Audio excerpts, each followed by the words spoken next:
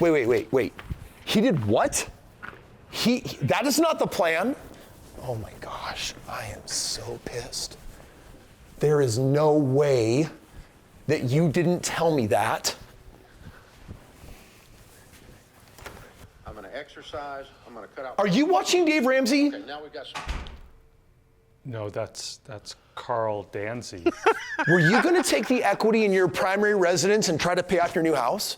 Are you trying to make the second dumbest mistake after a $1.3 million purchase? Are you trying to not just sink 300 grand in, but then take the equity from the other house and do the same thing so your house is half paid off? Are you seriously doing that? I mean, everybody wants a smaller house payment, right? Oh my gosh.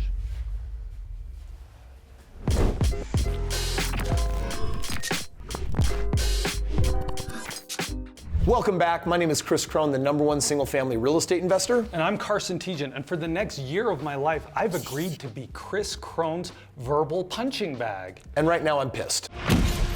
Emotional damage! Bro, you've been watching me for years, doing these simple real estate moves leading up to this moment of mentorship. One of my most popular videos online is called 3 Reasons to Never Pay Off Your House. You've watched it, right? So let's talk about it, because everybody wants a paid off house. No, it's your wife again, isn't it?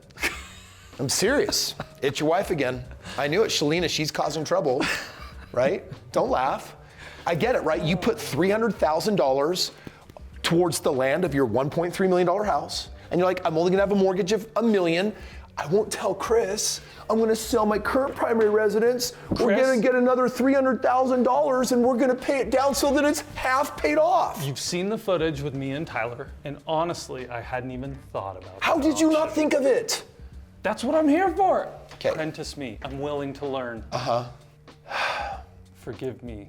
There are some people that don't understand that you're not supposed to pay off your house. It's like the worst financial move of your life. If you've been watching Dave Ramsey, listen up. The first move, if it's just to get out of debt, you're going to waste decades trying to do that. And then when you're like, hey, I'm finally debt free and I can finally save a little bit of money because I don't have debts. Now we have time to invest, except I don't have time to invest because I used all of my time. I blew my wad. I got nothing.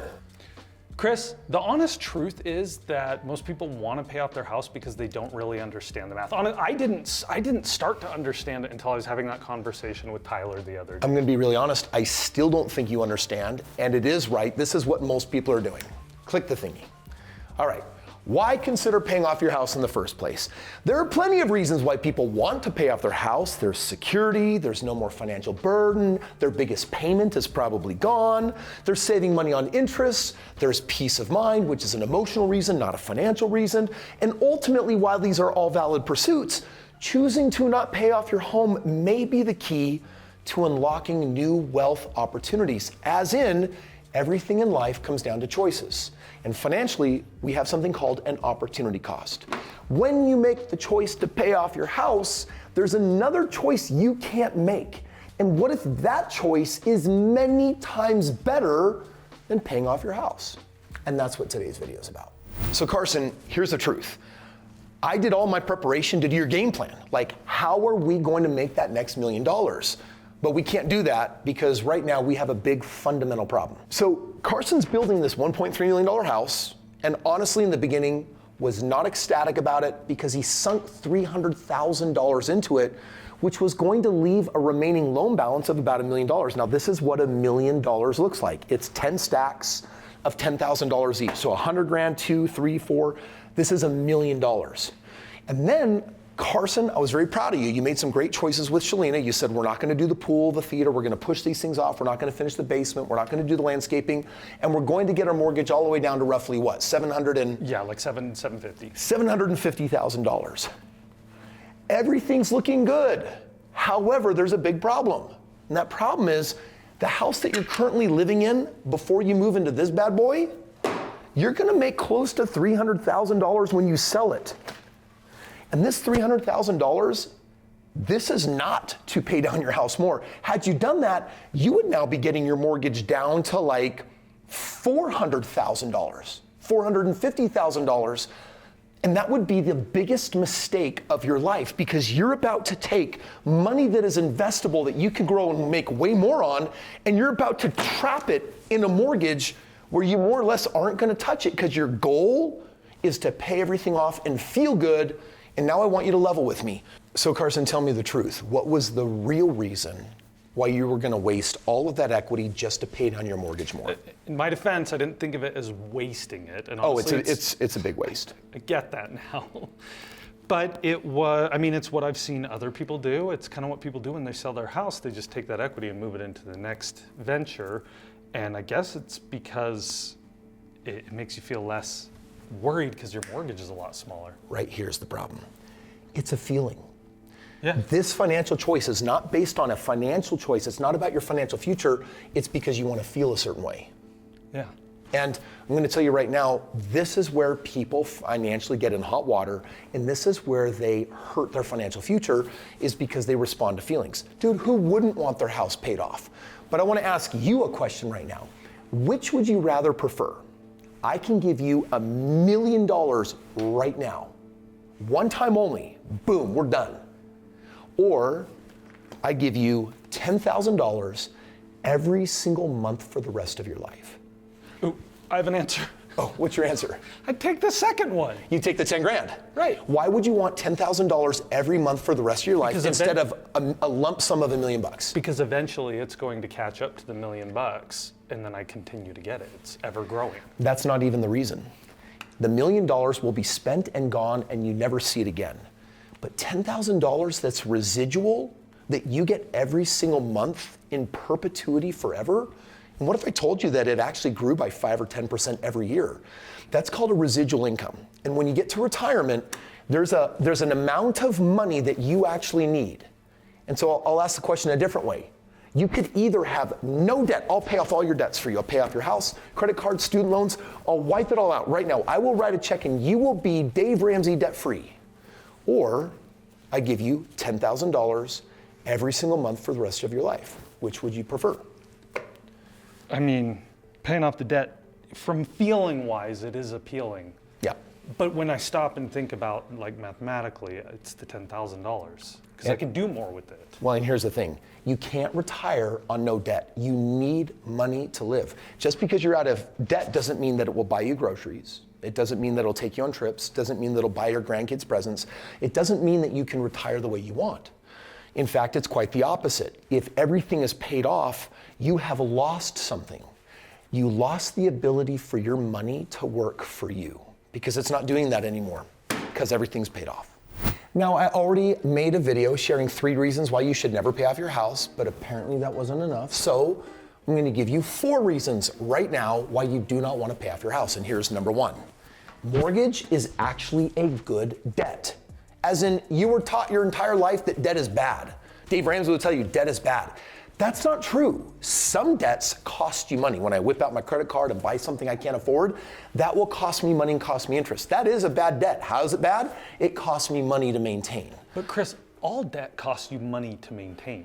But some debts also make you money. And if a debt makes you more money than it costs to service, it's now called a good debt or a positive debt. Why?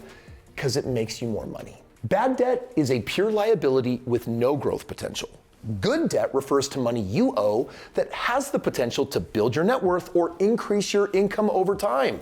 Mortgages allow you to build equity and own a valuable asset. That equity can then be leveraged to make future investments. Carson, I want you to think of the first investment property that you ever bought that you didn't live in. When you bought it, you went into debt. That meant that you had a monthly liability, but then you rented it out and the rent you got, was it greater than the debt? Yes. Yeah. What's your positive cash flow on one of those Florida rentals? $300-400 a month. Yeah, let's call it $300 a month, $400 a month. By being in debt, every month you get an extra $300 to $400 in your bank account. And by the way, in the last 4 years, one of those homes has gone up how much money? A significant amount, $60,000, $70,000. So let me make sure I'm really clear. So you're telling me that by taking on this debt, your net worth in the last 4 years, just on one house alone, has gone up $70,000. You've gotten tax breaks from it, and you also have a positive cash flow of $300 to $400 a month. And you have people living in the house that over time are paying it off for you. Yeah. You've outsourced the servicing of the debt. You have other people paying off your debt for you. So let me ask you, is that a good debt or a bad debt? Yes, it's a good debt. But Kris, honestly, most people don't have access to these types of high ROI investments like you do. Like, following you is what's enabled me to do that. So do you counsel everybody to not pay off their house? If you're watching the show, now you have access. Psst. If you don't know where to find good debts that make you money, click the link below. I'll show you for free. Hey, I'm your apprentice. I need these secrets too. I'm already showing you, dummy. Here's the second reason why you don't want to pay off your mortgage. It's called liquidity. Paying off your mortgage ties up capital in an illiquid asset, aka your home. Liquid cash can be more versatile for other investment strategies. Because money is always worth more today than in the future, the money you'll save in interest pales in comparison to the wealth you can accumulate by accessing the home's value in the present. This is like the big thing. Money invested today is way better than receiving money later down the road. It's the reason, for example, why I hate 401ks. It's growing at 0.0 nothing%. It's being eroded by inflation. But if I had that money back, I could invest it and make way more money than a 401k. Same thing with the equity in my house. But I mean, Kris, I've still retained the asset. Why can't I pull the money back out of the house once I've paid it off? Because at some point you won't be able to. Really? Yeah, most people, when they get to retirement, and at some point you're no longer going to be a great working age, if you don't have an income or if you have bad credit, you can't actually get the equity out of your house. There's only one way to get it out. You have to sell it. I can't get a mortgage on it if I don't have an income. Nope. Oh my gosh, Kris, I have been operating under the assumption that you could always just remortgage it. Do you know how many people are now in their late 50s or in their 60s and they're saying, I'm out of time, I tied it up all in my house, I wish I could get it out, and their only option to get it out is to now sell their home, the place that they live in, and they won't do that. So guess what? Screwed. So their number one asset is locked. Yeah. Okay. But this video is about a prison break. Let's go.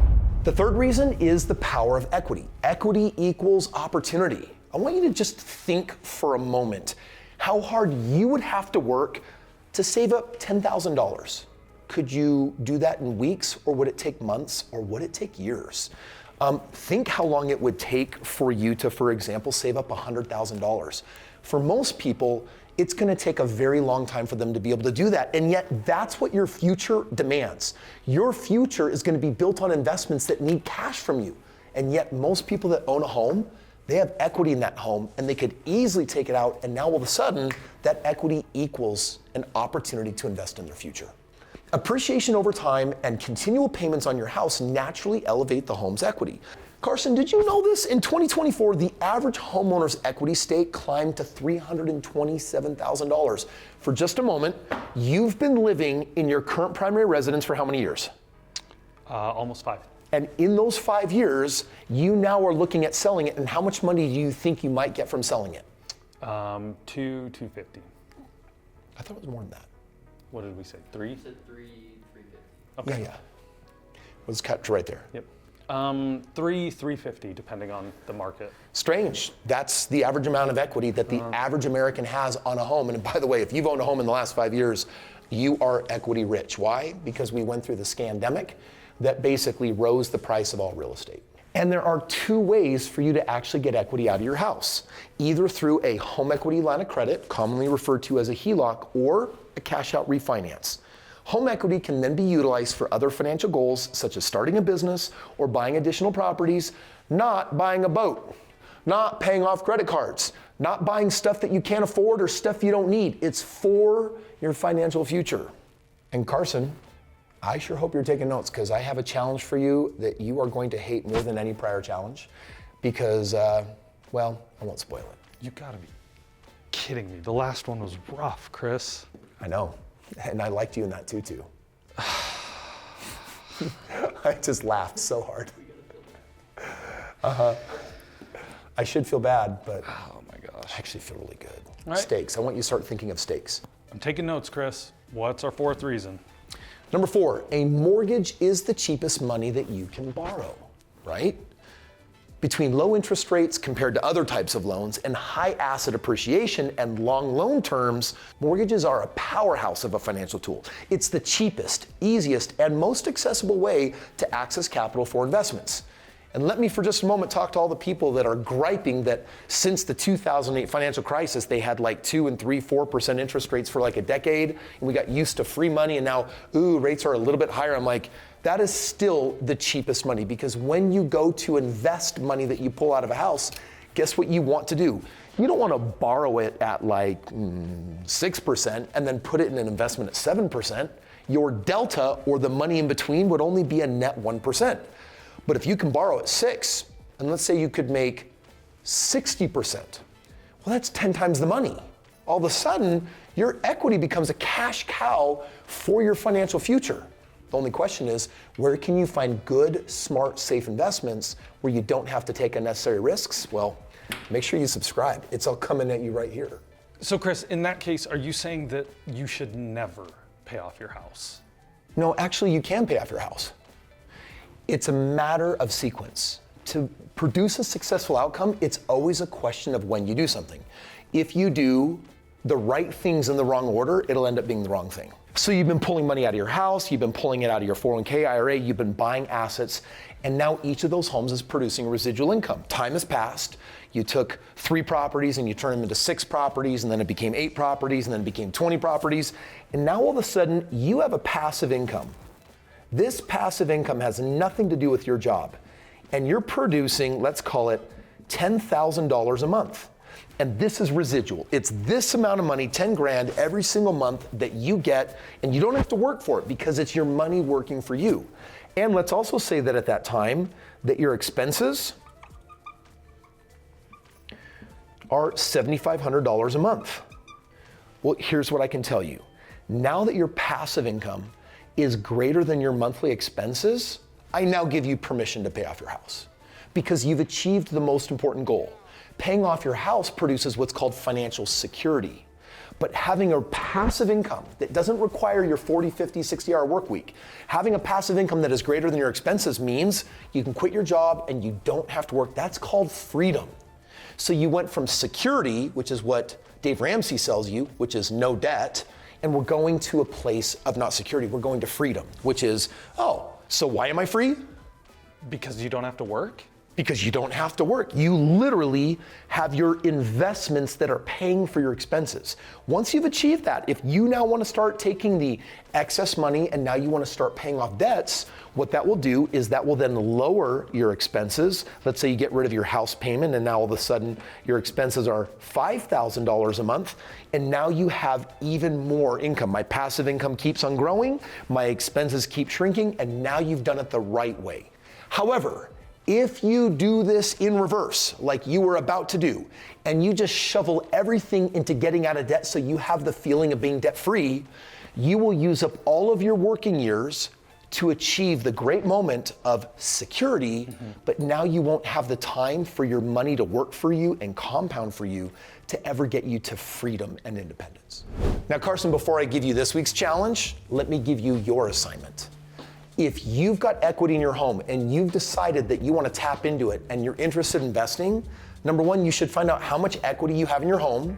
If you want to know, you can click this video right here and I'll show you how to know how much usable equity you have. Next, you choose how you're going to leverage the money for an investment. And if you don't know what that means, click the link below. Let me show you other investments like I'm showing Carson that completely make financial sense and will grow your financial future. And then lastly, it's time to pursue either a HELOC or a cash out refinance so that you can access your deployable funds to start investing. Okay, Carson, do you get it? Yeah, 100%. Do you really get it? Yes, there were a couple very big eye-opening moments for me during this where it makes sense now why you would do the right sequence before paying off your house. All right. I get it. Well, I hope you do, because here's your challenge. You ready? Yes. Okay, this week I'm going to lock you in a room full of Dave Ramsey followers, and you have to convince half of them to stop paying off their house. These are like real Dave Ramseyites? As conservative as your wife comes. Oh, Kris, they're not gonna listen to me. That's okay, there's a punishment if you fail. What? Uh-huh. Oh, bro. You're brutal. What is it? I'm not going to tell you. Are you for real? Yeah, you come in the studio next time and you'll receive your reward. Oh my gosh. Is it better or worse than the tutu thing? Oh, it's worse. Way worse. Okay, and in the off chance that I succeed, do I get something good? Are you gonna bring me ice cream? No, we just get to keep mentoring. You already won. Keep playing, keep learning, keep growing. All right, I'll do it. Challenge accepted. Carson has no idea what's going to hit him. I have curated some of the most awful, staunch penny pinchers you have ever met in your entire life that have already either paid off their house or believe that paying off their house is like a commandment from God. Good luck, Carson. And if you want to watch it, click right here. Here we go.